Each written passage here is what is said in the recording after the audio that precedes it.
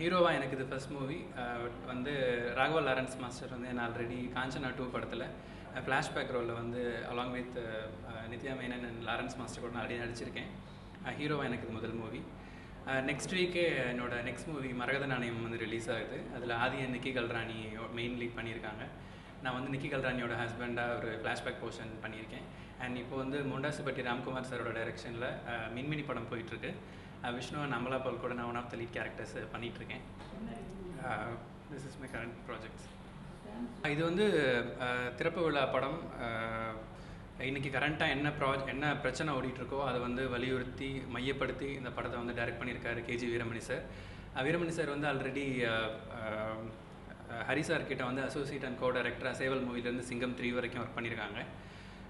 இதோட கதை என்னன்னு பார்த்தீங்கன்னா, சின்ன வயதில் தன்னோட அப்பாவோட குடிப்பழக்கத்தினால தன்னோட குடும்பத்தை இழக்கிற ஒரு சிறுவன் வளர்ந்து திருப்பியும் பெரியாளாகி அவனோட ஊருக்கே வரான்.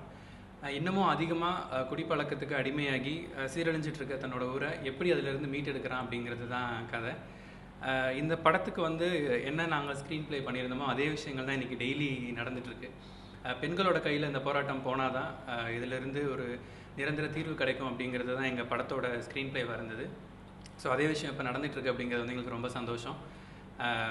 இந்த படத்தில் வந்து என்னோட மனிஷா வந்து ஹீரோயினாக நடிச்சிருக்காங்க. And Robo Shankar sir, Manobala sir, G M Kumar sir, Pasanga Sivakumar sir, இந்த மாதிரி நிறைய நோன் ஆர்டிஸ்ட்ஸும் இருக்காங்க. இந்த படத்தோட cameraman mister R P Selva, music director வந்து வசந்த் ரமேஷ். அதில் வந்து நாமுத்துக்குமார் சார், பழனி பாரதி சார், அப்புறம் நந்தலாலா சார், ஞானக்கரவேல் சார் எல்லாம் சாங்ஸ் எழுதியிருக்காங்க. பெரிய சிங்கர்ஸ்லாம் பாடியிருக்காங்க. சின்மயி, ராகுல் நம்பியார், சைந்தவி மேடம், மதுஸ்ரீ மேடம், அந்த மாதிரி. ஸோ படத்தை பாருங்கள், பார்த்துட்டு சப்போர்ட் பண்ணுங்கள். இந்த மதுவிலக்கு பிரச்சனைக்கு ஏதோ ஒரு தீர்வு வந்து இந்த படத்தினால கிடச்சதுன்னா அதுதான் எங்கள் படத்தோட உண்மையான சக்ஸஸாக இருக்கும்னு நினைக்கிறோம். தேங்க்யூ. நான் விருத்தாச மாவட்டம் சூக்கியல்வதுன்ற கிராமத்தில் சின்ன கிராமத்தை சேர்ந்த பையன். எங்கள் அப்பா வந்து ஒரு விவசாயி. அந்த விவசாயி வீட்டுக்கு மூத்த பிள்ளையாக வந்து என்னை படிக்க வச்சு பெரிய ஆளாக இருக்குன்னு ஆசைப்பட்டாங்க. ஆனால் நான் படிச்சுட்டு இருக்கும்போதே என்னுடைய ஆசானும் என்னுடைய மூத்த கவிஞனுமான இன்றைய மக்கள் பாவலர், இன்றைய 73 அபிபுல்லா சாலையோட ஒரு குயில் தோப்பாக இருக்கக்கூடிய அறிவுமதியோட கவிதைகளை படித்துவிட்டு நான் சினிமாவுக்கு போயிட்டு அவர் கூடவே பாடலாசிரியர் ஆசைப்பட்டவங்க. அவங்களுடைய கவிதைகளும் அவங்களுடைய படைப்புகளும் தான் என்னை சினிமாவுக்கு அழைச்சி இருந்துச்சு. நான் அவங்கள பார்த்துட்டு சினிமாவுக்கு வந்தேன். அவங்க கூடவே கொஞ்ச நாள் அலுவலகத்தில் வேலை செஞ்சுக்கிட்டு அவங்க ஒரு படம் பண்ணாங்க. அந்த படத்தில் வந்து வேலை பார்த்துட்டு இருந்தேன். அந்த சூழலில் அடுத்தடுத்து எனக்கு Selva, doctor Selva sir, doctor Sukimurthy, doctor Nagula Munusamy, doctor Tamilvanan, doctor Bhuvanaraja, இவங்களோடலாம் பணியாற்றக்கூடிய வாய்ப்பு கிடைச்சிது அந்த அலுவலகத்தில் இருந்ததால். அப்படி பணியாற்றி இருக்கும்போது ரொம்ப நாளாக படம் பண்ண முயற்சி பண்ணிட்டு இருந்தேன். திடீர்னு ஒரு நாள் வந்து டாக்டர் ஹரிசாத், இன்னைக்கு வணிக ரீதியான கமர்ஷியல் டைரக்டர் என்னுடைய ஆசான் ஹரிசாத் வந்து ஒரு சூழலில் வந்து என்னை வந்து படம் ஒர்க் பண்ண அசிஸ்டன்ட் டைரக்டராக கூப்பிட்டாங்க. அவங்க கூட இன்னைக்கு ஒர்க் பண்ணிட்டு இருக்கேன். அவங்க கூட ஒர்க் பண்ணிட்டு இருக்கும்போது ஒரு கமர்ஷியல் என்ற என்டர்டெயினருடைய அசிஸ்டண்ட்டும் இந்த சோஷியல் எலிமெண்ட் கதையும் சேர்ந்தா நல்லா இருக்குன்னு சொல்லிட்டு இந்த படத்தோட ப்ரொடியூசர் கதை வசன கர்த்தா மிஸ்டர் நிலம் என்ற ரஃபீக் என்னை கூப்பிட்டு இந்த கதையை சொன்னாங்க. கதை பிடிச்சி போன உடனே படத்தை ஸ்டார்ட் பண்ணுவோம். இப்போ சோஷியல் எலிமெண்ட் எல்லாம் சொல்லுவாங்க, வித்தியாசமான கதைலாம் கிடையாது, வித்தியாசமான படம்லாம் கிடையாது, டெக்னிக்கலாக சில தப்புகள் இருக்குது, யாருமே சொல்ல மாட்டாங்க. ஆனால் சொசைட்டிக்கு சொல்லக்கூடிய விஷயம் இருக்குல்ல, இதை வந்து 1 year பேக் நாங்கள் முடிவு பண்ணிட்டோம். இன்றைக்கி மக்கள் போராடுற விஷயத்த மக்கள் ஒயின் ஷாப்புக்காக போராடுறாங்க. ஒயின் ஷாப்பை மூடணும், மதுக்கடை வேண்டாம், அங்கங்கே குடிச்சிட்டு குடிச்சு குடிச்சு குடிச்சு வந்து சாவு நடக்குது, விதவைகள் அதிகமாகிட்டு இருக்காங்க, சண்டைகள் வருது, சாதி கலவரங்கள் வருதுன்னு சொல்லி இந்த ஒயின் ஷாப் அதெல்லாம் வந்தது. ஒயின் ஷாப்பில் பல விஷயங்கள் இருக்குது. மனித ரீதியாக, உடல் ரீதியாக, திங்கிங் மூலயமா ஆண் சக்தி இழந்துடலாம். இப்படி பல விஷயங்கள் இருக்குல்ல. இதெல்லாம் சேர்ந்து மெயின் ரீசன் இந்த ஒயின் ஷாப்பை ஒழிக்கணும். இது அரசாங்கம் நடத்திட்டு இருக்கு. அந்த ஒழிக்கணும்னு முடிவு பண்ணி மக்கள் போராடுறாங்களே, இந்த மக்களுக்கு இப்போ போராடுறாங்களே, ஒரு 6 months பேக் முன்னாடியே வந்து நாங்கள் வந்து இது போல ஒரு படம் எடுத்தால் இன் ஃபியூச்சரில் மக்கள் போராடுவாங்க அப்படின்னு நினச்சிட்டு எடுத்தோம். நாங்கள் எடுத்துருக்கும் போதே மக்கள் போராட ஆரம்பிச்சிட்டாங்க.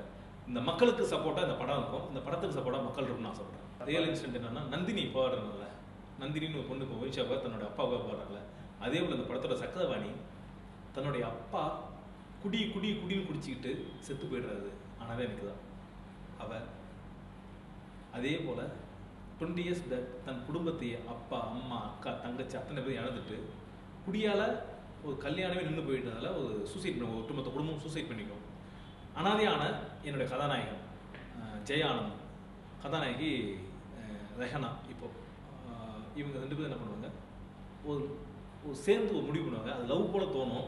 அந்த லவ் ட்ராக்கே என்ன செய்யும், 2 பேரும் சேர்ந்து பொதுமக்களை கூட்டி கூட்டி கூட்டி கூட்டி எல்லாத்தையும் ஒன்று சேர்த்து இந்த கடை இப்போ எங்கள் வில்லேஜுக்கு வேண்டாம், தமிழ்நாடு எங்கன்னு வச்சுங்க, இந்த வில்லேஜுக்கு வேண்டாம், எங்கேயாச்சும் லாங்கில் வச்சுங்க, எங்கள் மக்கள் சாகக்கூடாதுன்னு ஒரு போராட்டத்தை தூண்டுவாங்க. நந்தினி முதல் தன் அப்பாவுக்காக போராட வந்தால அதுதான் இந்த என்னோட படத்தோட நாயகி வாணி பண்ணுறான்.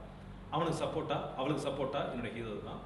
இந்த கதாநாயகன் பொதுமக்களோடு சேர்ந்து ஒயின் ஷாப்பை மூடுறதுக்கு ஒரு விஷயம் பண்ணுவாங்க. அது கிட்டத்தட்ட வந்து படம் பார்த்து முடியும் போது உயிசு ஒலிக்கி விட்டுரும். அது போல சம்பவம் இருக்குது. அதை சின்ன பட்ஜெட்டில் எளிமையாக சொல்லிருவோம், ஆனால் நல்ல விஷயமா சொல்லிருவோம் படத்தில்.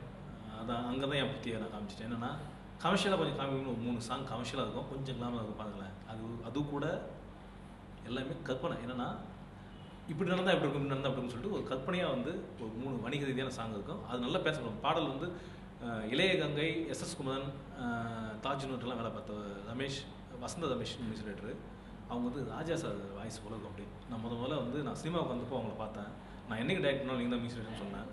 அவங்க தான் இந்த படத்துக்கு மியூசிக் டைரக்டர். கிட்டத்தட்ட நான் எல்லாம் சொல்கிறது தான், இளையராஜா சார் வந்து மியூசிக் கேட்ட அப்படி இருக்கும். அதே போல் இருக்கும். இது கடிங்க ஆகட்டும், சாங் ஆகட்டும். இந்த படத்தில் ஒளிபதிவு தங்கபச்சனோட அசிஸ்டண்ட். அவனும் எங்கள் வில்லேஜ் தான், அதுவுமதியோட ரிலேஷன் தான். அவனும் அவ்வளோ அழகாக பண்ணிட்டு தான். நீங்கள் படம் பார்த்தீங்கன்னா நம்ம கண்டுபிடிச்சிடலாம். இந்த படத்தில் ஆர்ட் ஆக்டர் என்னோட தம்பி, என் நண்பன் எஸ்எஸ் மூர்த்தி. இன்னைக்கு தமிழ் சினிமாவோட முக்கியமான ஆர்ட் ஆக்டர். ஃபர்ஸ்ட் மூவியே வந்து கம்பீரம், சத்குமார் சார் படம். அப்போ அவருக்கு பொண்ணாக பண்ணும்போது பெருசாக ஒன்றும் தோணலை. ஏன்னா அப்போ வந்து சின்ன பொண்ணு இல்லையா. ஸோ நடிக்க சொன்னாங்க, நடிச்சுட்டு வந்துட்டேன். பட் இப்போது ஒரு ஹீரோயின் ஆனதுக்கப்புறம் ஒரு சின்ன சின்ன சீனில் கூட வந்து இது நம்ம பெட்டராக பண்ணணும், இது வந்து கரெக்டாக பண்ணி முடிக்கணுன்ற ஒரு கடமையை தூக்கி கையில் கொடுத்த மாதிரி ஆயிடுச்சு.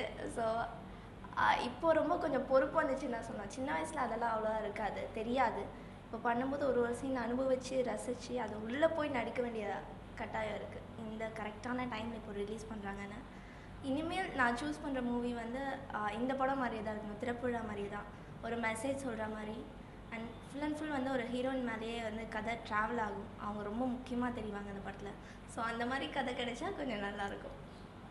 இந்த படத்தில் வந்து ஒரு கிராமத்து பொண்ணு தான், ரொம்ப இல்லாதப்பட்ட வீட்டில் பால் கறந்து விற்கிற அந்த மாதிரி ஒரு பொண்ணு தான். கேரக்டர் நேம் வந்து வாணி. என் கூட ஒரு 2 குட்டி வாலு பசங்க சுற்றிட்டே இருப்பாங்க, இந்த முந்தாரி முடிச்சில் வர மாதிரி. ஸோ அங்கே ஹீரோவை பார்த்து ஹீரோக்குள்ளே ஒரு லவ் அப்படியே போயிட்டுருக்கும் போதே திடீர்னு வந்து கொஞ்சம் சேஞ்ச் ஆகி எமோஷன் ஆகி ஒரு மாதிரி போய் லாஸ்ட்டில் இறந்துருவேன். ஸோ அடுத்தடுத்த படம் அப்பத்தா வாட்டையை போட்டாங்கன்னு சொல்லிட்டு கமல் சாரோட அண்ணன் பண்ணியிருந்தாங்க, இறந்துட்டாங்க அவர். ஸோ அந்த மூவியில் வந்து மெயினாக பண்ணியிருக்கேன். அண்ட் அதுக்கப்புறம் வந்து தமிழ் அங்காடி திரு மகேஷ் கூட பண்ணியிருக்கேன். அந்த மூவி ரிலீஸ் ஆக போகுது. அப்புறம் சைவகுமாரி சொல்லிட்டு ஒரு மூவி, அதுவும் நெக்ஸ்ட் மந்த் ரிலீஸ் ஆக போகுது. அப்போதான் வாட்டையை போட்டாங்க வந்து ஒரு ஃபுல் ஒரு காமெடி ஃபிலிம் தான் சொன்னோம். அண்ட் சைக்கோ அதுக்கு அப்படியே ஆப்போசிட். கொஞ்சம் எப்படி சொல்கிறது, கொஞ்சம் ஒரு ஸ்ட்ரிக்டாக இருப்பாங்க இல்லையா, அந்த மாதிரி டாக்டர் மாதிரி அது. ஆனால் அதுவும் காமெடி, பட் நாங்கள் கொஞ்சம் ஸ்ட்ரிக்டாக அப்படியே ட்ராவல் ஆகிற மாதிரி இருக்கும். தமிழ் பொறுத்தவரை ரொம்ப வந்து ஒரு எந்த இடத்துலையுமே வந்து ஓவர் ஆக்டிங் இருக்கக்கூடாது, ரொம்ப சட்டிலாக பண்ணணுன்ற மாதிரியே ஒரு இது இருக்கும். ஸோ ஒன்று ஒரு மாதிரி இருக்கும். இப்படி கேட்டிருக்கீங்க. வெளிலேருந்து இப்போ இங்கே இருக்கவங்களே நிறைய பேர் வந்து பாம்பேலேருந்து வர வைக்கலாமா, ஹைதராபாத்லேருந்து வர வைக்கலாமான்னு இருப்பாங்க. பட் ஒரு சிலர் வந்து இல்லை எங்களுக்கு தமிழ் பேசுகிற பொண்ணு தான் வேணும்னு சொல்லும்போது ரொம்பவே ஒரு சந்தோஷமாக இருக்கும்ப்பா, பரவாயில்ல நம்ம தமிழ்நாட்டிலேருந்து நம்மளுக்கும் வாய்ப்பு தராங்களே அப்படின்ற ஒரு சந்தோஷம் கிடைக்குது. பட் இப்போ கொஞ்சம் மாறிட்டே வராங்க. இங்கே இருக்க எங்களையும் கொஞ்சம் உத்து பார்க்க ஆரம்பிச்சிருக்காங்க.